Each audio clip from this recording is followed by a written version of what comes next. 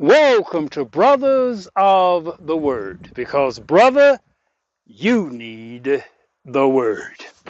And I am here again. I'm on Route 66, and I just want to show you a preview of actually where I am. Here I am in the middle of this field. This is where God spoke for me to come and speak this message unto you. And I don't think it's accidental that this is a field, but this is where I am. And it's rows and rows of, I'm not sure what this crop is. I don't know. Maybe some of you who are more horticulturally oriented than I am can tell me what that plant is. But this long tree in the middle of this vast expanse is where God had me to come. And I hope you're blessed by the message. This is Pastor Nathaniel from Route 66. So that's where I am. I'm driving along with my top down. It was about 102 degrees and hot as it can be. And there's this tree sitting out in the middle of this field. I'm not even sure what type of crops these are. But I just hear God say, stop, go to that tree, and that's where you will deliver the message. So I am between two trees. I'm not sure whether my face is fully in the video frame or not, so if this looks a little funny, it was hard for me to gauge it because I'm by myself and I couldn't see. The camera back is to me, and I'm not sure what this looks like because the tripod for the phone is sitting in the tree, and it's hard to get up in the tree. So anyway, I've adjusted it as best I can, and hopefully it's good enough. At least you can hear me, even if part of me is chopped off. But anyway, I am here where God told me to be. And I want to just talk with you today from really the 23rd Psalm, because it came alive to me. Let me give you the story. You know, often on these trips, there's a story. Jesus taught really in parables, and the people could hear and understand the parable because it related to their world, and he related mostly, and maybe that's why he's got me in the middle of a farm, in the middle of a field, because these are crops, and Jesus often used so many farming parables to really relate and teach the people about God. So there I was. It was at the end of the day. I had gotten to my hotel. And as I was driving into my hotel, I saw this nice little health food restaurant called Be Healthy. I was in actually Oklahoma City, Oklahoma. And I said, I'm going to go and eat there. They look like they got good, healthy food there. If it's a restaurant named Be Healthy. And I was actually talking to my good baby on the phone. And my good baby and I, that day we talked for 3 hours and 43 minutes. So I was talking to my good baby. I went and I checked in, and I was getting ready to go and eat at Be Healthy. And I hear God speak. I don't want you to go to that restaurant now. I want you to go eat at Golden Corral because there is someone I want you to bless. And I'm talking to my good baby, and I tell my good baby, as a good baby, I was headed to this nice little health food restaurant, but I hear God telling me to go to Golden Corral, and there's someone there that he wants me to bless. And the Golden Corral, I had passed it on the way in. It was only a couple of miles away from the hotel, so I drove over to the Golden Corral, paid for my meal, and I got my food and sat down. And this waitress came over. She brought me water and my silverware. And I kind of knew and felt this was the person I was to bless. So I sat there eating my food, and I'm about halfway through eating my food. And all of a sudden, there's this commotion. There are two groups of people, and they began to argue. And I'm sitting here at the Golden Corral, but they get louder and louder and louder. And all of the staff starts rushing over because this thing was something like the scene of a Jerry Springer show. And they start getting angry. And the lady who waited on me, She ran and she jumped in between the two women and she was holding up her hands and she was blocking them because they looked like they were about to come to blows. This thing was, and my good baby was on the other end. She was listening and she said, "What in the world is all of that going on?" I said, "Good baby, it's some folk here and they just arguing." And I mean, they were loud and they were cursing and they were just going on and on and on. And it was just getting to the point it got so bad. The staff at Golden Corral called the police. So they argued for about 10 minutes, just loud, going all over the restaurant, had the staff all upset. My waitress, she's in the middle of them, trying to calm them down, trying to speak to them, trying to bring peace in the situation. And finally, one of the group that was arguing, they just walked away and they walked past me and they were just cursing up a storm. And my good baby's on the other end hearing it. And they finally walked out of the restaurant and things became peaceful. And then I hear God speak. This is what I want you to tell that young lady. So after everything had calmed down, I finished my meal. I got ready to leave, but she was not there, so I waited till she came back. And I walked over to her and I said, "You really handled that situation really, really good." And I hear God speaking this, and I told her the story of what God, these bugs out here, and I told her the story of what God had spoken. And then I gave her the money that was rolled up. She didn't look to see what it was. She just put it in her pocket. And tears began to well up in her eyes as I told her what God said. And then she said, "When I was in the middle of that group, I felt the Spirit of God descend down on me." So that was that story of what happened. And as I left the restaurant and I was talking with my good baby, I said, "Yeah, I see why God sent me here. I didn't expect all of that." And my good baby said, "Anywhere you go, it be just stuff happening." I said, "Yeah, I got to admit, sometimes I be in the middle of some stuff. God sends me in the middle of some stuff. But I have no doubt this was God. He sent me here for this lady. He sent me to tell this lady what I had to tell her, to sow into her life, to let her know that God was watching, that God was pleased." And I said that which I told her could very well change her destiny and change the path that she is traveling. I understand why God says, "No, don't go to the restaurant you want to go to. You go where I'm sending you." And then my good baby said, she said, "I just wasn't sure listening to this over the phone. I wasn't sure they weren't going to start shooting." And to be honest, as I was sitting there, I recognized with the heat of the moment, because you had to been there and you had to hear how violent this thing was getting. I wasn't sure somebody wasn't going to pull out a gun and start just shooting up the place. And I had already gone over in my mind what would happen and what would I do if somebody starts pulling out a gun and start shooting. And I'd already decided what I was going to do. Nothing. I was going to sit there in total peace. I wasn't going to be ducking under the table. I wasn't going to be running. I was just at total peace because it was, even though I was in the midst of this storm, I knew without question God had sent me there to bless somebody. So I was just at peace. And when I told my good baby that I was not afraid, that I wasn't even planning on moving if the shooting had started, I was going to sit there just as calm no matter what happened. And my good baby said, "But we don't want anything to happen to you. I need you. The kids need you. We don't want you to die." I said, "Sweetheart, as long as I'm in the will of God, I'm not going to die.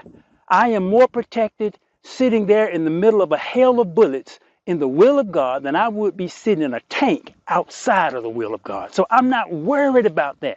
God's got me covered."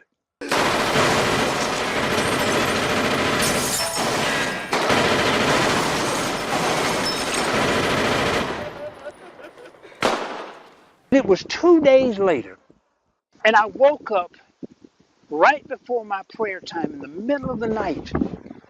And this verse was just going through my spirit over and over from the 23rd Psalms. "Yea, though I walk through the valley of the shadow of death, I will fear no evil. Thy rod and thy staff, they comfort me." And I said, whoa, this verse has come alive. I was sitting there literally what could have been in the valley of the shadow of death. I knew without question that thing could have easily morphed into people shooting up the place. I could have been hit by a stray bullet.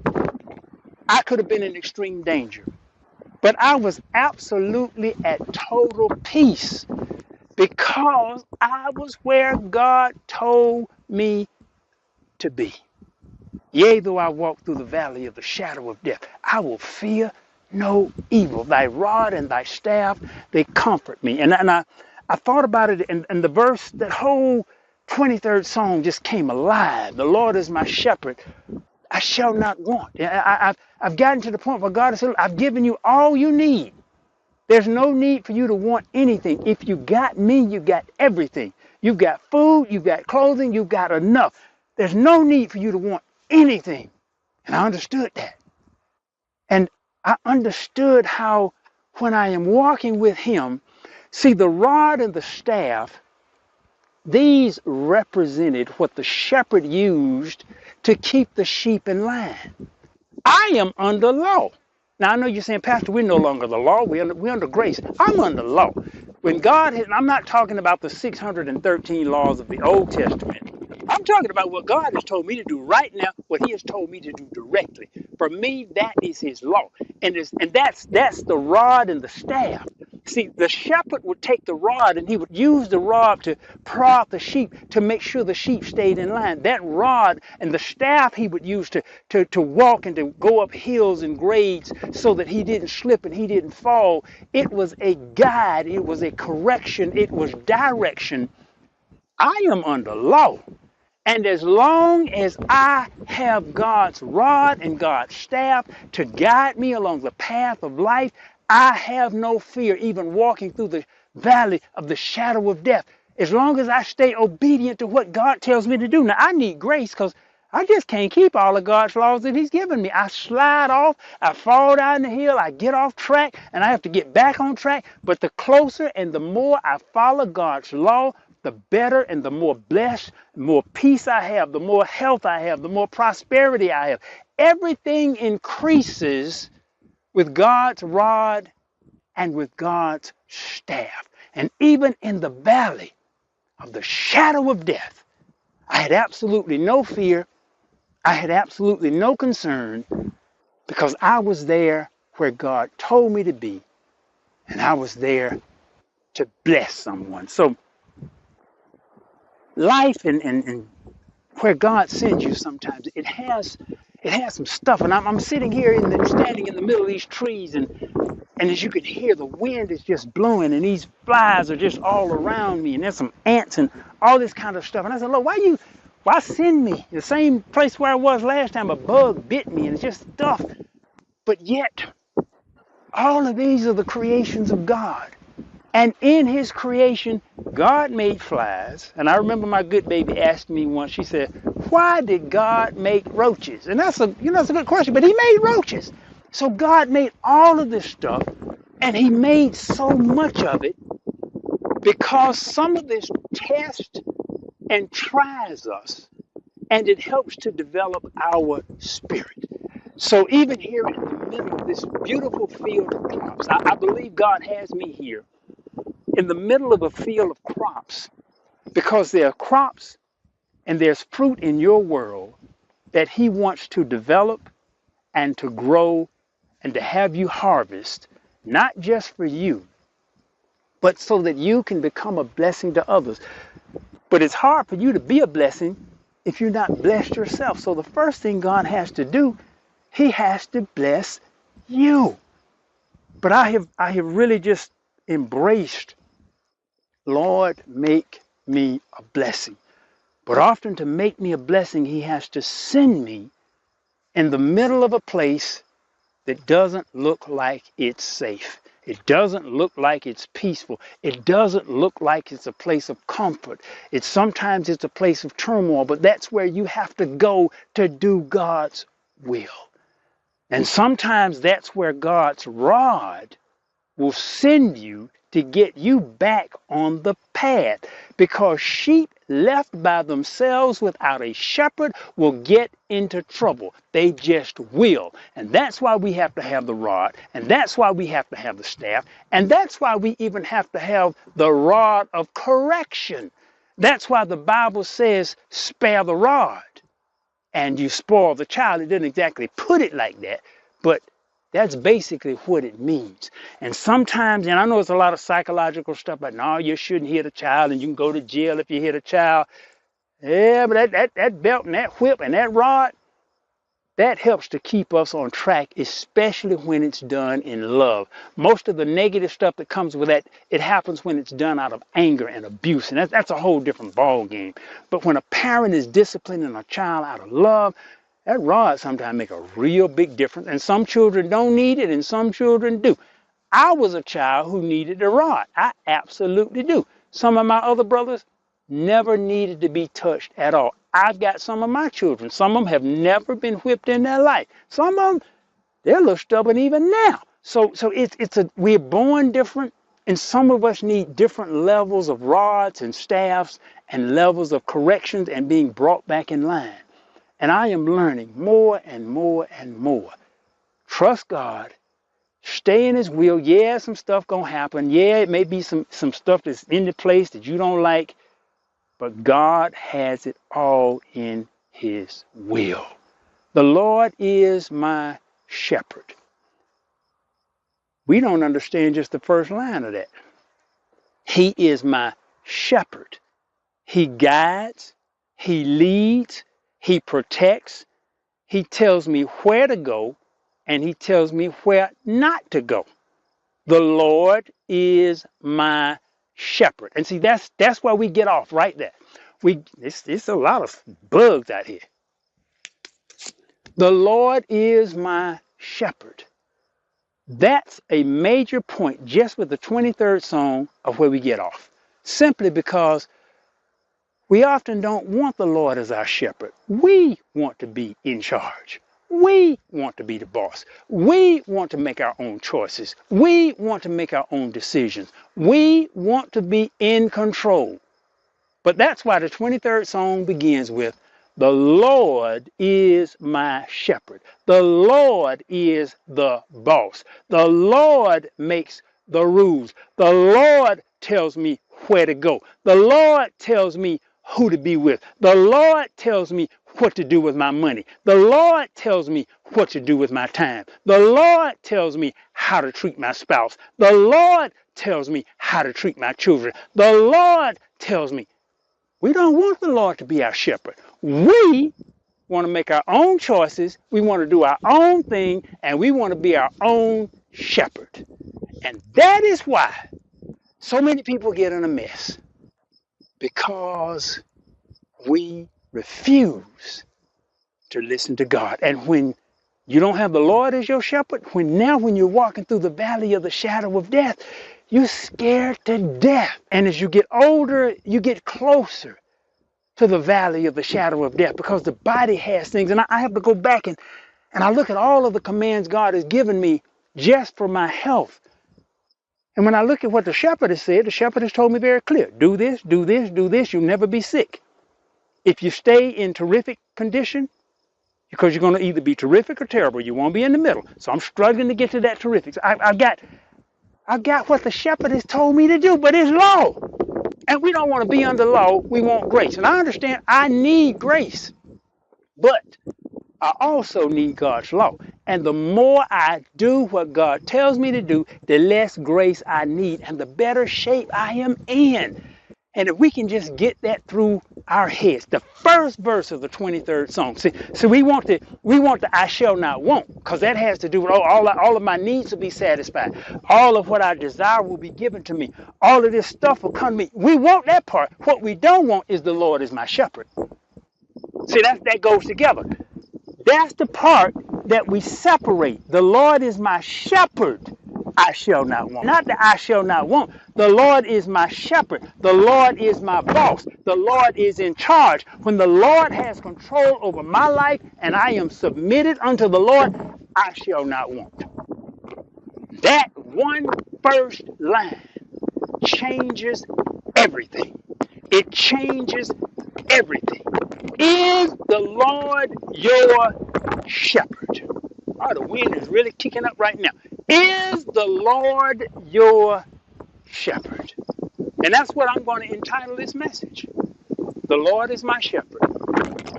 And the Lord has sent me into places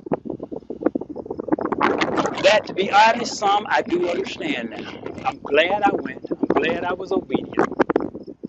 My good baby, when she heard all of that, my good baby told me, I'm not sure I don't want to be with you in the middle of all that, because them folks sound like they were crazy. Yeah, they were crazy, but the Lord is my shepherd. I shall not want. And yea, though I walk through the valley of the shadow of death, I will fear no evil, for thou art with me. Thy rod and thy staff, thy law, thy commands, what you have commanded and told me to do, they comfort me. And as long as I am doing what God told me to do, fear leaves. I don't even know whose property this is. I could get shot for trespassing. Yes, it could be some danger coming out here. But the Lord is my shepherd. I shall not want.